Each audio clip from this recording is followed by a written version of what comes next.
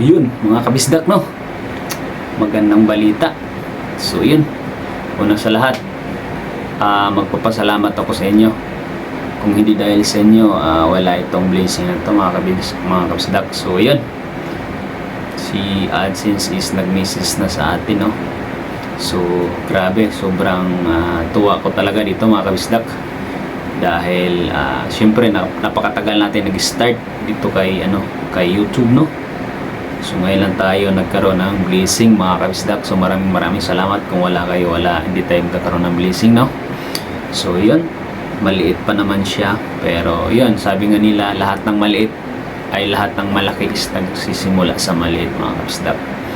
Pero yun, walang sawang pagpapasalamat sa inyo, dahil kung hindi dahil sa inyo, hindi naman tayo magkakaroon yan. Tama? So ngayon, tara, samahan niyo akong kunin yung blessing na yan sa bangko, no? So let's go, tara. So ayun, mga kabistak, no, papasok na tayo dito sa building kung saan yung bangko. Okay, so samahan nyo na ako mag-withdraw, mga kabisdak. So yan, papasok na tayo sa loob. Nasa loob kasi ito ng building yung ATM machine, no? So yan, ang dami nating bodyguard, joke lang, mga trabahante yan, mga kabisdak. So yan, nandito na tayo sa ATM machine. We-withdraw na natin yung munting earnings at blessing. So maraming salamat, mga kabisdak, no? So ayun, nakuha na natin yung ating sahod kay YouTube. Thank you, maraming salamat, mga kabisdak.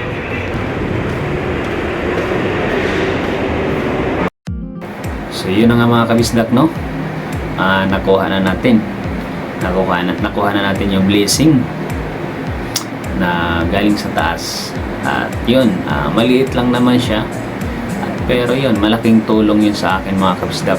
Simula na, since na wala po tayong ngayon, wala po tayong trabaho. Okay, so may mga anak pa tayo, 3 pa. So yun, malaking tulong yun. Maliit lang naman, pambili bigas tsaka ulam lang. So yun, maraming ulit sa inyo. Advice ko lang sa lahat ng nag-umpisa dyan na gustong maging content creator or vlogger, no? Tuloy-tuloy lang. Huwag kayong kumbaga, huwag kayong tumigil. Kasi ako, kung tumigil ako, siguro wala rin akong blessing. Tama? Malit lang naman to. Pero yun, sabi nga nila, tuloy-tuloy na yun kapag mayroon na. So lalaki din yan balang araw. Kaya hindi nyo ako hindi ka magsawang suportahan nyo si Visaya TV, no? At yun, kung gusto mo mag-umpisa mag-vlog sa YouTube or sa Facebook, tuloy lang. Kasi ako, nag-start ako, mga kabisdak, is 2020. Ngayon lang nagka-sahod, no? So tuloy-tuloy lang. Marami akong nakasabayan noon, kasi marami na yung ganyan noon nung nag-start kami sa YouTube, no? Hindi sa Facebook, sa YouTube. So nagtuloy-tuloy lang ako. Mga kasamahan ko or mga kakilala ko or mga kaibigan ko, na burn out sila kasi nga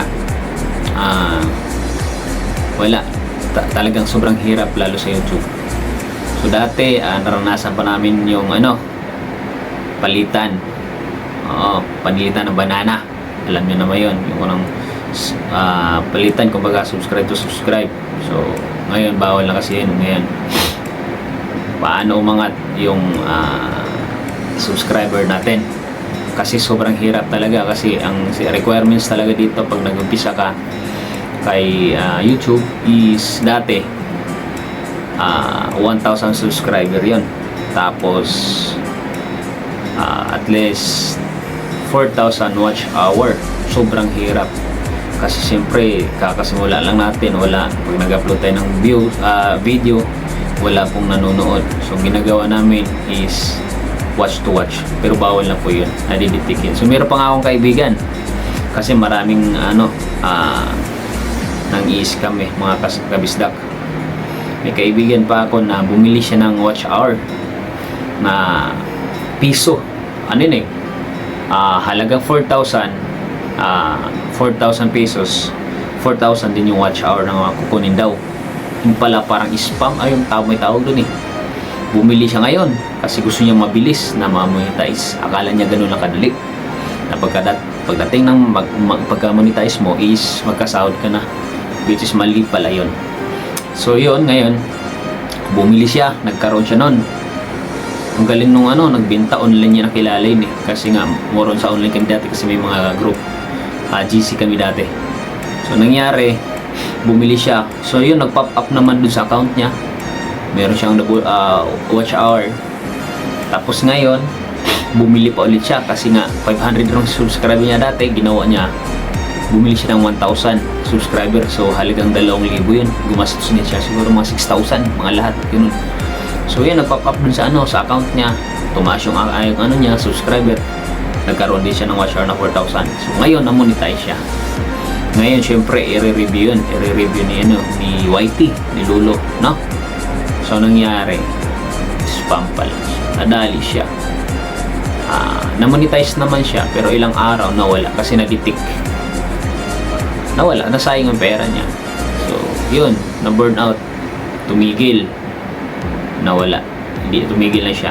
So ngayon nanonood na lang siya sa akin. Ako tuloy-tuloy ako kahit walang nanonood, nag-iisip ako kung anong magandang content pero wala pa rin talaga So gumagawa ko ng tutorial, siguro meron kayong napanood sa dati kong video nasa baba. So yun ang may nag-trending, isang video ko mga kabisdak. Kasi gawa lang ko ng gawa kung ano-ano, pag nagluluto, nasa gym ako, lahat anong galaw ko binablog ko or nire-record ko, yun ang ina-upload ko. So yun, may isang video na nag-trending, tapos lang, unti-unti lang ako palitan, banana sa banana. Dati kasi pag nagpalitan sa isang araw, makapagdikit ako ng 10, may nalalagas na 5, so may natitirang 5. So tiyagaan lang talaga, nagpupuyat pa ako dati talaga, hanggang sa umabot siya ng 1,000 subscriber yung sa akin. So ngayon, ang kagandahan, after, bago lang ako na-monetize yung nag-trending ko nga nag-trending ko na video isa, yung paano maglagay ng bulitas. So yun, nag-trending po. Yun, umabot siya ng 100k views, mahaba yun. Doon ko nakuha yung 4,000 watch hour ko.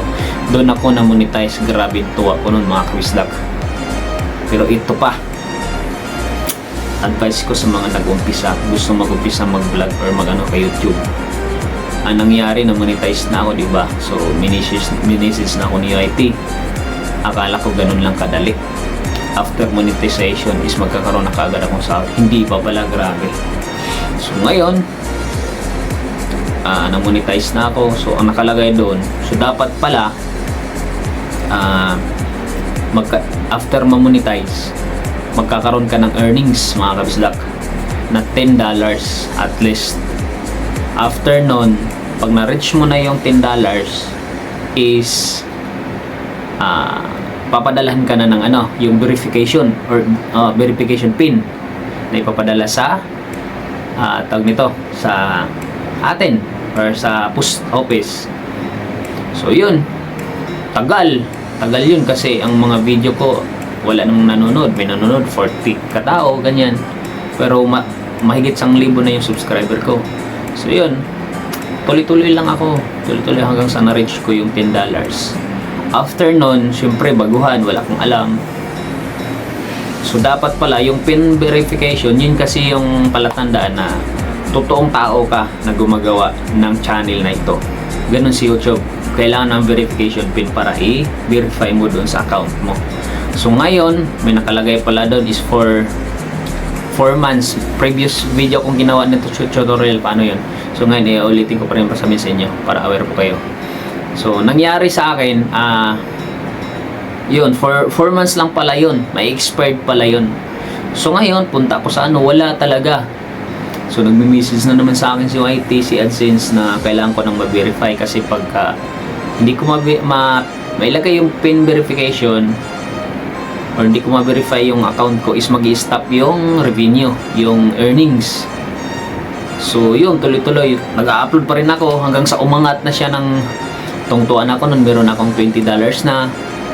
Pero yun nga, hindi pa rin dumarating yung yung PIN verification. So doon ako na umpisa na ma-burnout na biglang pagdating ng August ba yun? O last year, nag-stop, nawala yung tawag nito, yung revenue. Nag-stop na siya kasi nga na-expired, hindi ko na-verify yung account ko. So ngayon na-burnout ako, sabi ko wala nang pag-asa. Sayang yung pinaghirapan ko. Pero yun, tuloy-tuloy pa rin ako mag-upload mga short videos. Pero yun, may mga nang-trending 100,000 sa short videos, pero wala nang earnings kasi wala na siyang ads, nag-stop na siya. So yun, one time November yun, last November lang 2025. So tiningnan ko yung account ko, sabi ko sayang. Tinry ko lang kasi pumunta ako sa pabalik-balik ako, 3 beses ko nagpalit ng ng address ko sa PIN kung paano i-deliver sa akin. Pasay, Paranaque, tapos pa ko sa Taguig, wala talaga, pinuntahan ko sa post office, wala daw talagang dumating na doon, AdSense. So sabi ko, paano ko kayo makuha, hindi ko ma-verify itong account ko, sayang itong pinaghirapan ko. So ginawa ko mga kabisdak, ganito yan, pumunta ako sa help center ng YouTube sa AdSense. Nag-try lang ako, syempre hindi naman tayo marunong mag-English gaano, so nag-try lang yung mga baliko nating English. Tapos may pinilapan ako doon. So nagsabi ko na, Team YT, sana tulungan niyo ako kasi hanggang ngayon hindi pa rin dumating yung 5 months na, 6 months na.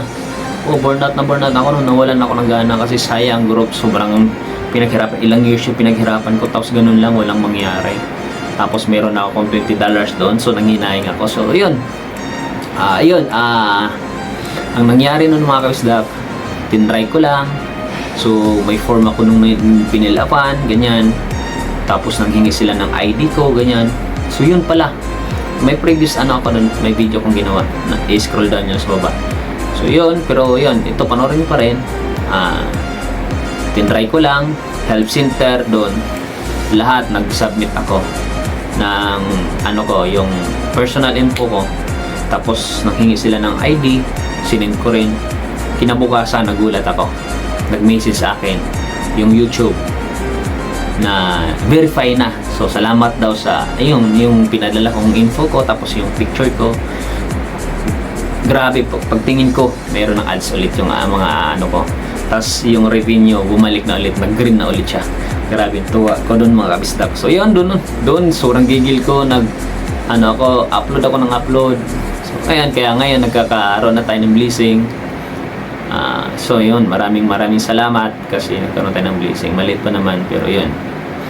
So ginawa kong nagtry akong, hindi naman, so totoo lang, hindi naman sa akin kasi yung video about sa billiard kay JB Sugal, pero nagtry ako. So yun, maraming nagreklamo ng mga may-ari nun na huwag daw kong manguha.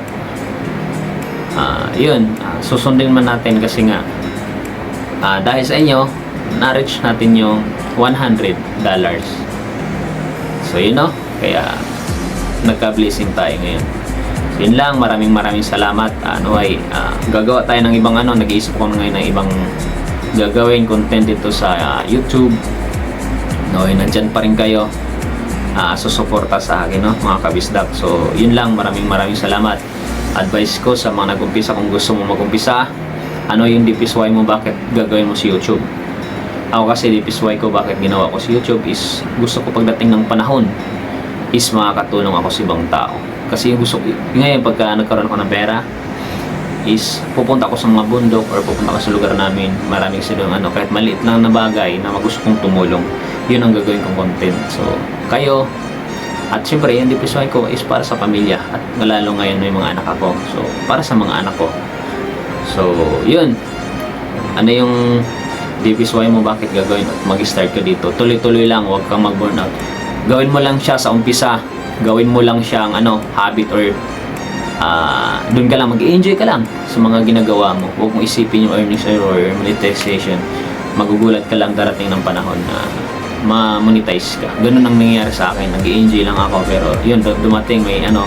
Kaya, yun nga, tuloy-tuloy lang kayo. Yun lang advice ko. So, ingat lang, aralin nyo lahat, pag-edit. Okay, so paano yung mga guidelines ni ano para hindi kayo copyright or strike.